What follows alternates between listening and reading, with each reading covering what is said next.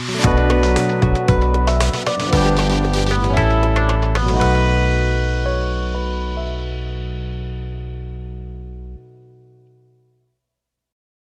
दृष्टि में आपका फिर से स्वागत है। आज फिर हम आपके सामने एक नया सेशन लेकर आए हैं जो कि उत्तराखंड के प्रैक्टिस प्रश्नों से संबंधित है। आगामी परीक्षा पुलिस कांस्टेबल और पटवारी लेखपाल से संबंधित हमने इस सेशन को लिया है, जो कि बहुत ही महत्वपूर्ण प्रश्न है। सिलेबस के अनुसार हमने इसमें 20% हिंदी और 40% उत्तराखंड से रखे हैं। तो आइए शुरुआत करते हैं, देखते हैं आज के सेशन के महत्वपूर्ण प्रश्नों को।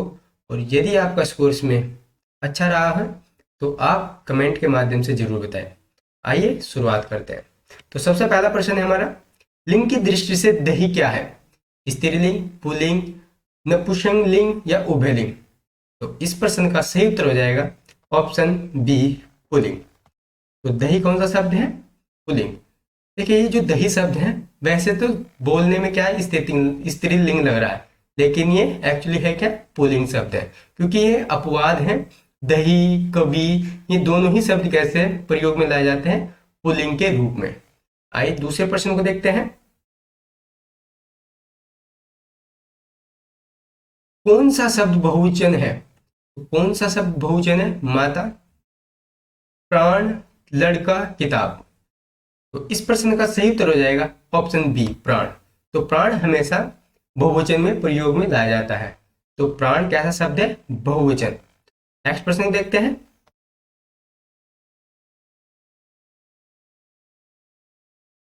निम्न में कौन सा शब्द तुर्की भाषा का है? तो निम्न में कौन सा शब्द तुर्की भाषा का है? चाय, रिक्शा, हाथी, कैंची। तो इस प्रश्न का सही उत्तर हो जाएगा ऑप्शन डी। तो कैंची जो शब्द है वह किस भाषा का है? तुर्की भाषा का। नेक्स्ट देखते हैं, चतुर्भुज में कौन सा समास है? द्वंद्व समास, बहुगिरी या तत्पुरुष समास?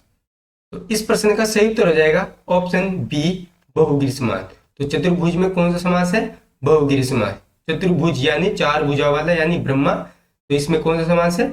बहुगिरी समास। नेक्स्ट प्रश्न को देखते हैं, हिंदी दिवस किस दिन मनाया जाता है? तो हिंदी दिवस किस दिन मनाया जाता है? 11 जून, 14 सितंबर, 28 सितंबर या फिर 10 अक्टूबर? तो इस प्रश्न का सही उत्तर हो जाएगा ऑप्शन बी, 14 सितंबर। तो हिंदी दिवस किस दिन मनाया जाता है? 14 सितंबर को। नेक्स्ट प्रश्न को देखते हैं, वर्तमान हिंदी का प्रचलित रूप है, यानी कि जो आज वर्तमान में जो हम हिंदी का प्रयोग कर रहे हैं वह इसका रूप कौन सा है? अवधी, ब्रजभाषा, खड़ी बोली या फिर देवनागरी? तो इस प्रश्न का सही उत्तर हो जाएगा ऑप्शन सी, खड़ी बोली। तो वर्तमान जो हिंदी का प्रचलित रूप कौन सा है? खड़ी बोली। नेक्स्ट प्रश्न को देखते हैं, हिंदी शब्दकोश में अक्षर का क्रम किस वर्ण के बाद आता है? आपके ऑप्शन है क, छ, त्र या फिर अज्ञ। तो इस प्रश्न का सही उत्तर हो जाएगा ऑप्शन ए। तो अक्षर का जो क्रम आता है वो क के बाद आता है, क्योंकि अक्षर कौन सा शब्द होता है? ये संयुक्त व्यंजन होता है, और संयुक्त व्यंजन में जो क का प्रयोग पहले होता है। नेक्स्ट प्रश्न नंबर 8 को देखते हैं, जिन शब्द के अंत में अ आता है उन्हें क्या कहते हैं? अनुस्वार, अयोगवाह, अंतस्थ या फिर अक्रांत? तो इस प्रश्न का सही उत्तर हो जाएगा ऑप्शन डी, यानी कि जिन शब्दों के अंत में अ आता है उस शब्द को बोलते हैं अक्रांत शब्द। नेक्स्ट प्रश्न को देखते हैं, शुद्ध वर्तनी का चयन कीजिए, ज्येष्ठ या फिर ज्येष्ठ, जेठ या फिर ज्येष्ठ? तो जो ज्येष्ठ लिखा जाता है उसका शुद्ध रूप कौन सा है? Option D. तो ज्येष्ठ किस प्रकार से लिखा जाता है? अदज, फिर ये स और ठ। तो ज्येष्ठ किस प्रकार से लिखा जाता है? Option D. तो इसका सही उत्तर हो जाएगा ऑप्शन डी, ज्येष्ठ। नेक्स्ट प्रश्न को देखते हैं, सत्याग्रह में प्रयुक्त संधि का नाम क्या है? यानी कि सत्याग्रह में कौन सी संधि है? दीर्घ संधि, गुण संधि, वृद्धि संधि या फिर यण संधि? तो इस प्रश्न का सही उत्तर हो जाएगा ऑप्शन ए, दीर्घ संधि। ऐसे आधा तय देखने से लग रहा होगा कि स्टूडेंट को कि ये यण संधि हो सकती है, लेकिन इसमें कौन सी संधि है? इसमें संधि है दीर्घ संधि। कौन सी संधि है इसमें? दीर्घ संधि। नेक्स्ट प्रश्न को देखते हैं। निम्नलिखित में से उपसर्ग रहित शब्द है। सुयोग, विदेश, अत्यधिक, सुरेश। तो निम्नलिखित में से उपसर्ग रहित शब्द कौन सा है? सुरेश।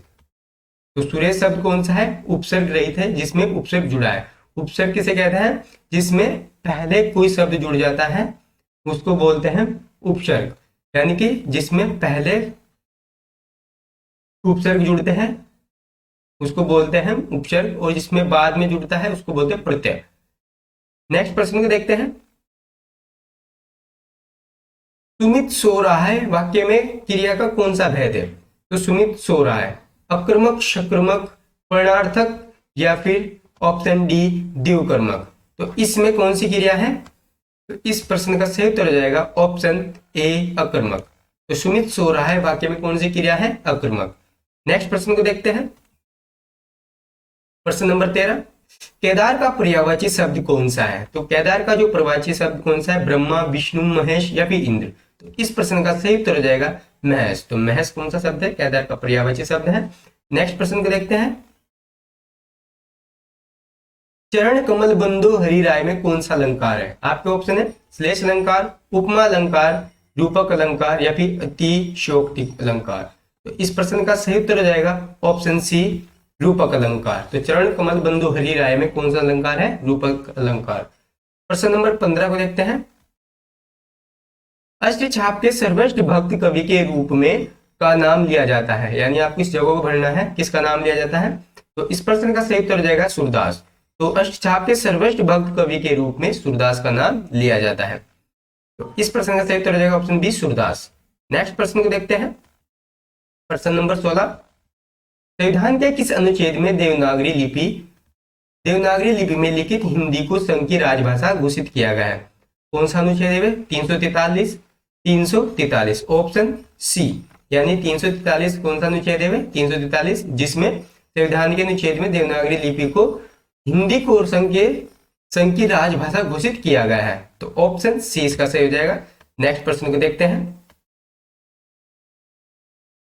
वर्ष 1955 ईस्वी में गठित प्रथम राजभाषा आयोग के अध्यक्ष थे। तो अध्यक्ष कौन थे उस टाइम पे?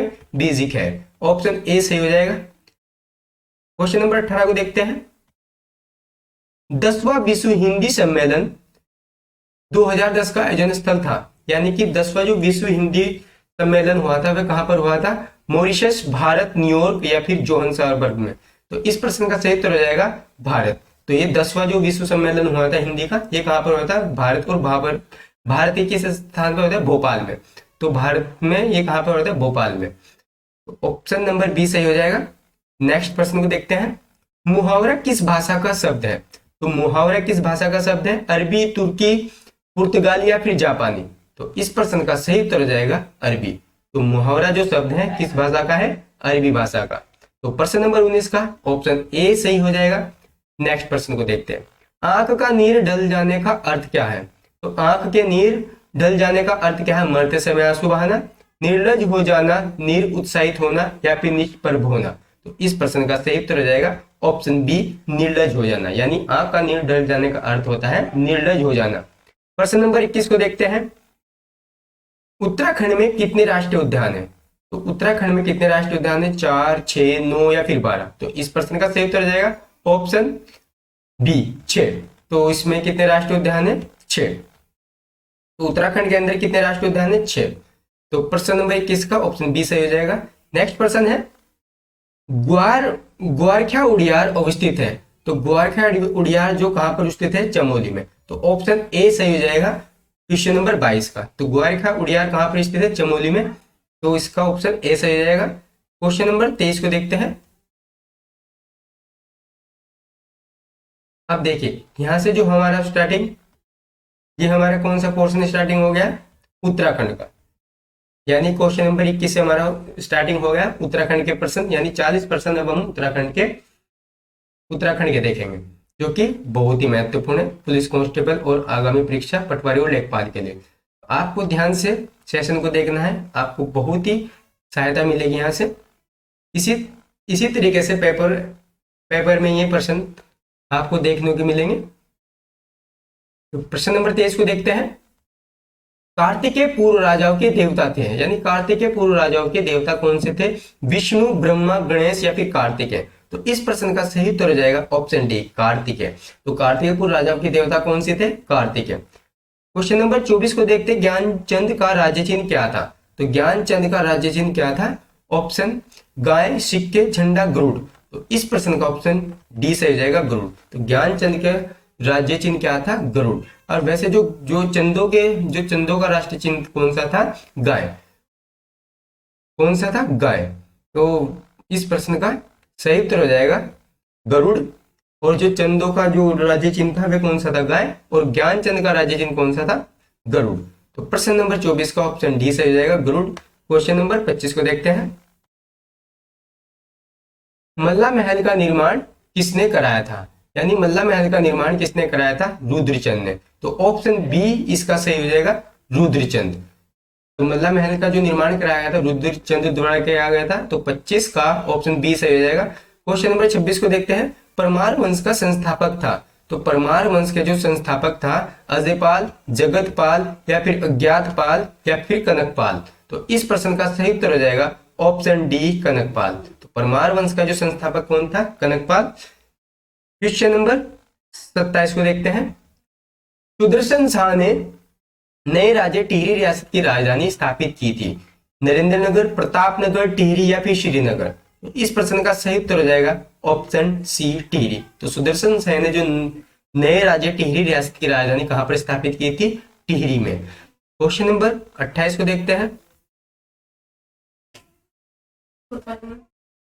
गोरखों ने कुमाऊं पर अधिकार किया था। तो गोरखों ने कुमाऊं पर अधिकार कब किया था? 1789, 1790, 1791 या फिर 1792। तो इस प्रश्न का सही उत्तर हो जाएगा ऑप्शन बी, 1790, यानी 1790 में गोरखों ने कुमाऊं पर अधिकार किया था। प्रश्न नंबर 29 को देखते हैं, युद्धों के अवसर पर प्रत्येक नौजवान से वसूला जाने वाला तत्कालीन कर था। आपके ऑप्शन है सलामी, तिमारी, पगड़ी। तो इस प्रश्न का सही उत्तर हो जाएगा ऑप्शन या फिर ऑप्शन डी, मांगा। तो इस प्रश्न का सही उत्तर हो जाएगा ऑप्शन डी, मांगा। तो जो नौजवानों से कौन सा कर वसूला जाता था? मांगा कर। प्रश्न नंबर 30 को देखते हैं, अंग्रेजों एवं गोरखाओं के बीच, यहाँ पे एक्चुअली गलती हो चुकी है, यहाँ पे क्या है? गोरखाओं। तो अंग्रेजों एवं गोरखाओं के बीच हुई संधि की नेपाल सरकार द्वारा संतुष्टि की गई। यानी संधि को कब संतुष्ट किया गया, कब मान्य गया? तो अप्रैल 1815, मार्च 1816, नवंबर 1819 या फिर अप्रैल 1814। तो इस प्रश्न का सही उत्तर हो जाएगा मार्च 1816 में इस संधि को स्वीकार किया गया था।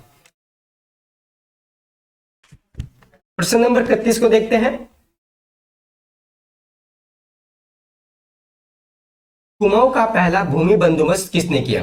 तो कुमाऊं का जो पहला भूमि बंदोबस्त किसने किया? ट्रेल, ई गार्नर, हेनरी रैमजे या फिर गोबन। तो इस प्रश्न का सही उत्तर जाएगा ऑप्शन बी, ई गार्नर। और यही कुमाऊं के पहले कमिश्नर थे, ई गार्नर। और इन्हीं के द्वारा ही कुमाऊं का पहला भूमि बंदोबस्त किया गया था। तो 31 का ऑप्शन बी सही हो जाएगा, ई गार्नर। क्वेश्चन नंबर 32 को देखते हैं, उत्तराखंड में ईस्ट इंडिया कंपनी का आगमन कब हुआ? आपके ऑप्शन है 1814, 1815, 1816 या फिर 1817। तो इस प्रश्न का सही उत्तर हो जाएगा ऑप्शन बी, 1815। तो उत्तराखंड में ईस्ट इंडिया कंपनी का आगमन कब हुआ? 1815। तो ऑप्शन बी सही हो जाएगा प्रश्न नंबर 32 का। नेक्स्ट प्रश्न को देखते हैं, उत्तराखंड में पत्रकारिता की पहली ईंट किस पत्र को कहा जाता है? तो आपके ऑप्शन है अल्मोड़ा अखबार, तरुण कुमाऊं, गढ़वाली या फिर शक्ति। तो इस प्रश्न का सही उत्तर हो जाएगा ऑप्शन ए, अल्मोड़ा अखबार। तो अल्मोड़ा अखबार को ही पत्रकारिता की पहली ईंट कहा जाता है। नेक्स्ट प्रश्न को देखते हैं, तो नेक्स्ट प्रश्न है हमारा, अल्मोड़ा होम रूल लीग की स्थापना किस वर्ष हुई? तो अल्मोड़ा होम रूल लीग की स्थापना कब हुई थी? 1914। तो ऑप्शन बी सही हो जाएगा प्रश्न नंबर 34 का। तो अल्मोड़ा होम रूल लीग की स्थापना किस वर्ष हुई थी? 1914। अक्सर ये एग्जाम में क्वेश्चन पूछा जा चुका है। और यदि आपसे पूछ ले कि देहरादून होम रूल लीग की स्थापना किस वर्ष हुई थी, तो इसके तुरंत 4 साल बाद यानी 1914 में अल्मोड़ा होम रूल लीग की स्थापना होती है और देहरादून होम रूल लीग की स्थापना होती है 1918 ईस्वी में। नेक्स्ट प्रश्न को देखते हैं, कोटा खर्रा आंदोलन संबंधित था। तो कोटा खर्रा आंदोलन का संबंध किससे था? कृषकों से, भूमिहीनों से, जंगलों से या फिर भ्रष्टाचार से? तो इस प्रश्न का सही उत्तर हो जाएगा भूमिहीनों से। तो इसका संबंध किससे था? भूमिहीनों से। तो क्वेश्चन नंबर 35 का ऑप्शन बी सही हो जाएगा। तो नेक्स्ट प्रश्न को देखते हैं, क्वेश्चन नंबर 36 को। चिपको आंदोलन के वास्तविक प्रणेता कौन थे? तो वास्तविक प्रणेता कौन थे इसके? चंडी प्रसाद भट्ट, गोरा देवी, सुंदरलाल बहुगुणा या फिर काशी सिंह एरी? तो इस प्रश्न का सही उत्तर हो जाएगा ऑप्शन सी, सुंदरलाल बहुगुणा। तो सुंदरलाल बहुगुणा ही चिपको आंदोलन के वास्तविक प्रणेता माने जाते हैं। नेक्स्ट प्रश्न को देखते हैं, प्रश्न नंबर 37 है, स्लोगन हिमालय बचाओ देश बचाओ किससे संबंधित है? यानी ये जो स्लोगन दिया था, ये नारा दिया था, ये किसने दिया था? बिस्नी देवी सभा, बिस्नी देवी, सुंदरलाल बहुगुणा, गोरा देवी या फिर चंडी प्रसाद भट्ट? तो इस स्लोगन को दिया था ऑप्शन बी, सुंदरलाल बहुगुणा ने। तो स्लोगन हिमालय बचाओ देश बचाओ किससे संबंधित है? सुंदरलाल बहुगुणा से। प्रश्न नंबर 28 को देखते हैं, 38 को देखते हैं, कुमाऊं परिषद का गठन किस वर्ष हुआ? तो कुमाऊं परिषद का गठन आपको बताना है किस वर्ष हुआ? 1915, 1916, 1917 या फिर 1921? तो इस प्रश्न का सही उत्तर हो जाएगा ऑप्शन बी। तो कुमाऊं परिषद का गठन कब हुआ था? 1916 में। और इस कुमाऊं परिषद का यदि पूछ ले जाए, कुमाऊं परिषद का प्रथम अधिवेशन कब हुआ था? वह हुआ था 1917 में। तो 1917 में इसका प्रथम अधिवेशन होता है। नेक्स्ट प्रश्न को देखते हैं, जिया रानी को किस नाम से जाना जाता है? आपके ऑप्शन है कुमाऊं की लक्ष्मीबाई, गढ़वाल की लक्ष्मीबाई, जोन ओ पार्क, इनमें से कोई नहीं। तो इस प्रश्न का सही उत्तर हो जाएगा ऑप्शन ए, कुमाऊं की लक्ष्मीबाई। तो जिया रानी को किस नाम से जाना जाता है? कुमाऊं की लक्ष्मीबाई के नाम से। प्रश्न नंबर 40 को देखते हैं,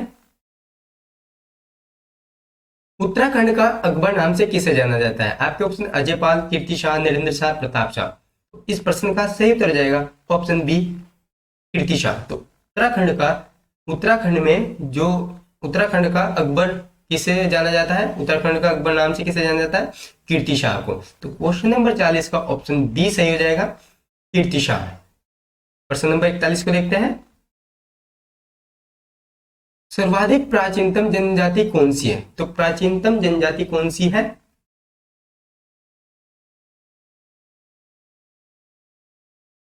आपको कमेंट में बताना है कि सर्वाधिक प्राचीन जनजाति निम्न में से कौन सी है। आपको इस प्रश्न का उत्तर कमेंट बॉक्स में जरूर बताना है। आप नेक्स्ट प्रश्न देखते हैं, प्रश्न नंबर 42, काली और गौरी नदी का संगम स्थल है? तो काली और गौरी नदियों का संगम स्थल कौन सा है? जोलजीबी। तो जोलजीबी इस प्रश्न का सही उत्तर हो जाएगा ऑप्शन बी। तो काली और गौरी नदियों का संगम स्थल कौन सा है? जोलजीबी। ये कहां पर पड़ता है? पिथौरागढ़ में। प्रश्न नंबर 43 को देखते हैं, जाह्नवी नदी किस जल प्रवाह अथवा मुख्य बिंदु से संबंधित है? तो जाह्नवी नदी किस जल प्रवाह अथवा मुख्य नदी से संबंधित है? आपके ऑप्शन है अलकनंदा, भागीरथी, यमुना या फिर पश्चिमी रामगंगा? तो इस प्रश्न का उत्तर भी आपको कमेंट बॉक्स में बताना है, क्योंकि महत्वपूर्ण प्रश्न है। तो जाह्नवी नदी किस जल प्रवाह अथवा मुख्य बिंदु से संबंधित है? आपके ऑप्शन है अलकनंदा, भागीरथी, यमुना और पश्चिम रामगंगा। तो आपको दोनों प्रश्नों के उत्तर कमेंट बॉक्स में जरूर बताने हैं। नेक्स्ट प्रश्न को देखते हैं, क्वेश्चन नंबर 44, उत्तराखंड राज्य में हरियाली दिवस मनाया जाता है? तो उत्तराखंड राज्य में जो हरियाली दिवस मनाया जाता है, ये कब मनाया जाता है? आपके ऑप्शन है यहाँ पर 5 जुलाई, 5 सितंबर, 8 मार्च या फिर 8 सितंबर? तो इस प्रश्न का सही उत्तर जाएगा ऑप्शन ए, 5 जुलाई। तो 5 जुलाई को ही हरियाली दिवस मनाया जाता है। कहां पर? उत्तराखंड राज्य में। नेक्स्ट प्रश्न को देखते हैं, कोसी देवी मंदिर किस जनपद में स्थित है?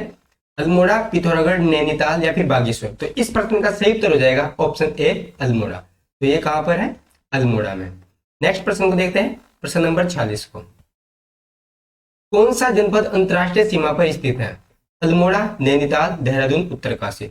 तो इस प्रश्न का सही उत्तर हो जाएगा ऑप्शन डी, उत्तरकाशी। तो उत्तरकाशी जो जनपद है, ये अंतरराष्ट्रीय सीमा पर स्थित है और इससे कौन जुड़ा हुआ है? चीन। तो ये चीन की अंतरराष्ट्रीय सीमा लगती है इससे। प्रश्न नंबर 47 को देखते हैं, महात्मा गांधी जी ने कुमाऊं का बारदोली किसे कहा है? तो कुमाऊं का बारदोली किसे कहा है? महात्मा गांधी जी ने। आपके ऑप्शन है रवाई, मसूरी, शल्ट, कुमांड या फिर खटीमा?